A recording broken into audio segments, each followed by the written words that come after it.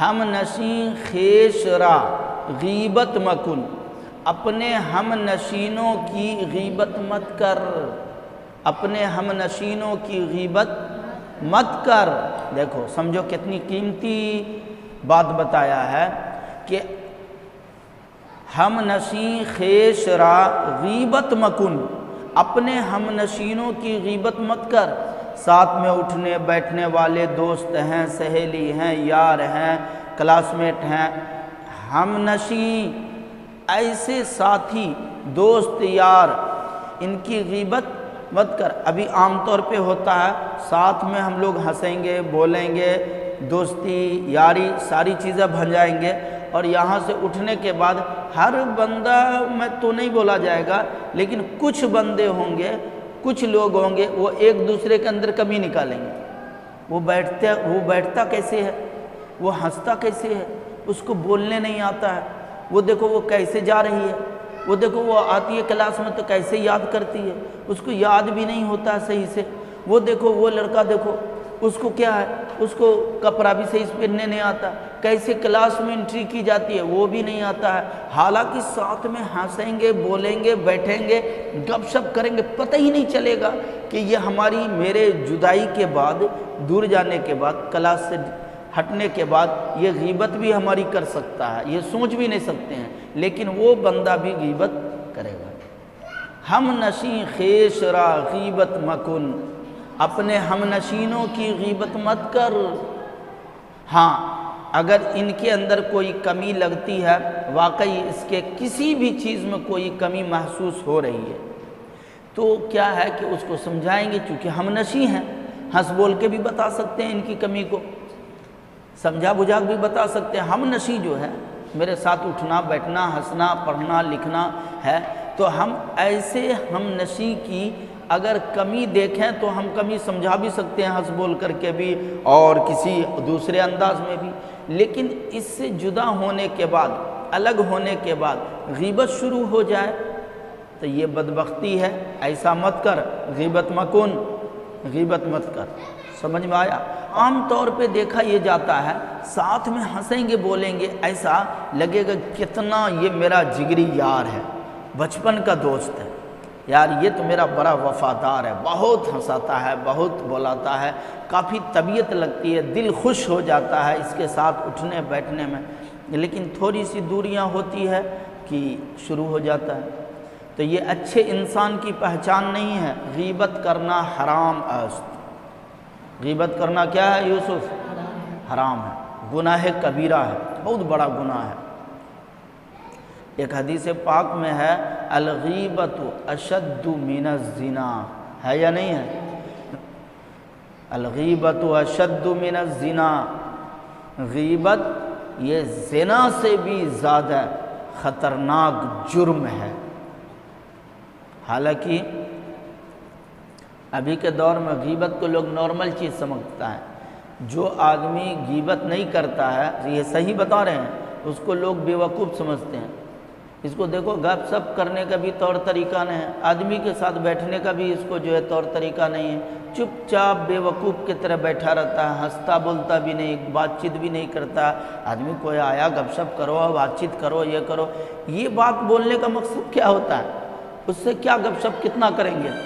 اس سے گپ شپ کا مطلب ہے 3 سے 4 لائن میں خیریت بات، مہمان کہاں سے آیا، کیسے آیا، کس وقت آئے، کیا حال ہے، 4-5 لائن میں ختم۔ اب جو باقی آدھے پون گھنٹے جو بیٹھا گیا ہے، سوائے اس کی اس کی کہ کچھ اور ہونے والی نہیں۔ اور یہ چیز عام طور پہ دیکھنا، یہ صحیح بتا رہا ہوں، عورتوں میں زیادہ ہے کثرت سے بیماری، مردوں میں بھی ہے، مرد کوئی پاک دودھ کا دھلا ہوا نہیں ہے، مرد بھی خوب کمال کر رہا ہے۔ اب تو پہناوا اوڑھاوا اسٹائل بولی بچار سب تو چینج ہو گیا نا، سب ایک دوسرے کا لیا جانے لگا ہے۔ اب جیسے دیکھو عورتوں نے مقابلہ کر لیا، مردوں کا جینس اٹھا کے پہن لی، لڑکیوں نے لڑکوں والا پینٹ لے لیا، شرٹ پہننا شروع کر دی کہ تمہارا ہی ایک منہ ہے، تم ہی صرف شرٹ پینٹ پہنو گے، تو جینس کمپنی نے صرف تیرے لیے بنایا، ہم بھی پہنیں۔ ان لوگوں نے بھی نہیں، ہم لوگ جینس لوگوں نے بھی اس کے مقابلے میں اس کی بہت ساری چیزیں اپنا لیا، بہت ساری چیزوں کو لے لیا ہے۔ اب دیکھو یہ آپس میں کمپرمائز کر کے چل رہے ہیں، دونوں بے وقوف ہیں۔ یہ خیر یہ بات چلی کہ عورتوں کے اندر یہ بیماریاں زیادہ پائی جاتی ہے بالمقابل مرد کے۔ اس کا یہ مطلب قطعاً نہیں ہے کہ مردوں کے اندر غیبت کی بیماری نہیں ہوتی ہے، مردوں کے اندر بھی ہوتی ہے۔ اللہ اس طریقے سے حرام، ناجائز، غلط چیزوں سے ہم سب کی حفاظت کرے۔ اس بات کا خاص خیال ہو کیا کہ غیبت کرنا بہت بڑا جرم ہے، حرام ہے، سخت منع کیا گیا ہے۔ اس لیے غیبت سے جہاں تک ہو سکے نہیں، بالکل کمر بستہ ہو کر کے تیار رہنا ہے کہ انشاءاللہ غیبت ہم کسی کی نہیں کریں گے۔ اچھا غیبت نہ کریں گے تو مر تھوڑی جائیں گے، ایسا تھوڑی غیبت نہ کریں گے تو ہم لٹ جائیں گے، پٹ جائیں گے، ایسا بھی نہیں ہے۔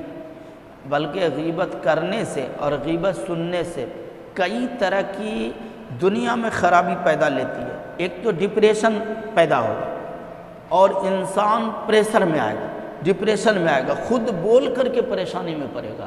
ایک تو دنیا میں یہ پرابلم ہوگا، اور سننے کے بعد صحیح بات ہے یا غلط بات ہے یہ تو کوئی اس کا پرمان نہیں ہے کہ یہ جو غیبت ہمارے سامنے کر رہا ہے اس کے پیٹھ پیچھے یہ بالکل صحیح ہی بول رہا ہو، اس کا کوئی پرمان بھی ہے نہیں ہے۔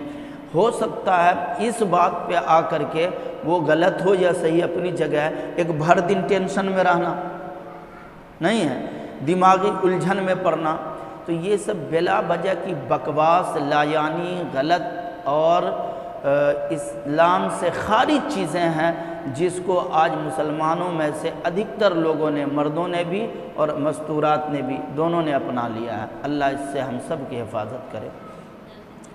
ہم نشیں خیش را غیبت مکن، تو اپنے ہم نشینوں کی غیبت نہیں کرنا ہے۔ آگے کہا رہا غیر شیطان برکس لعنت مکن، شیطان کے علاوہ کسی کی غیبت، شیطان کے علاوہ کسی کی لعنت کرنا جائز نہیں ہے۔ غیر شیطان برکس لعنت مکن، شیطان کے علاوہ کسی پر لعنت نہیں کرنا۔ بہت کام کی بات سمجھو اس کو۔ آج چھوٹی چھوٹی باتوں پر لوگ ایک دوسرے پر لعنت ملامت کرتے ہیں، ہے نا، اللہ کا پھٹکار ہو، اللہ کی لعنت برسے، تم پہ لعنت ہو۔ شیطان کے علاوہ جانور پر بھی لعنت کرنے کی اجازت نہیں ہے۔ پھر انسان اور پھر مسلمان ٹھیک ہے گنہگار ہے، ظالم ہے، ظلم کیا ہے، سب چیز ہے، لیکن لعنت کا آپ کو اجازت نہیں ہے، آپ لعنت نہیں کر سکتے ہیں۔ لعنت کے لیے صرف شیطان لعین ہی حقدار ہے، اسی کی لعنت کرنے کی اجازت ہے، اس کے علاوہ کسی پر لعنت ملامت کرنے کی اجازت نہیں ہے۔ جیسے بچوں کو تنگ کرنے کے بعد عام طور پہ ماں وغیرہ تنگ آ کر کے بچوں پہ لعنت ملامت شروع کر دیتی ہے، ماں باپ بچوں کے اوپر فوراً لعنت ملامت شروع کر دے گی، حالانکہ یہ ناجائز اور حرام ہے۔ ان معصوم بچوں کی غلطی پہ آپ لعنت ملامت کر رہے ہیں، بتائیے جانوروں پر تو لعنت ملامت کرنے کی اجازت نہیں ہے، اور یہ معصوم بچوں پہ لعنت آپ کر رہے ہیں، یہ کیسی تربیت ہو رہی ہے؟ اس لیے بچے ہیں، غلطی کیے ہیں، بچوں کو بچوں کے حساب سے ہینڈل کیا جائے گا، مگر لعنت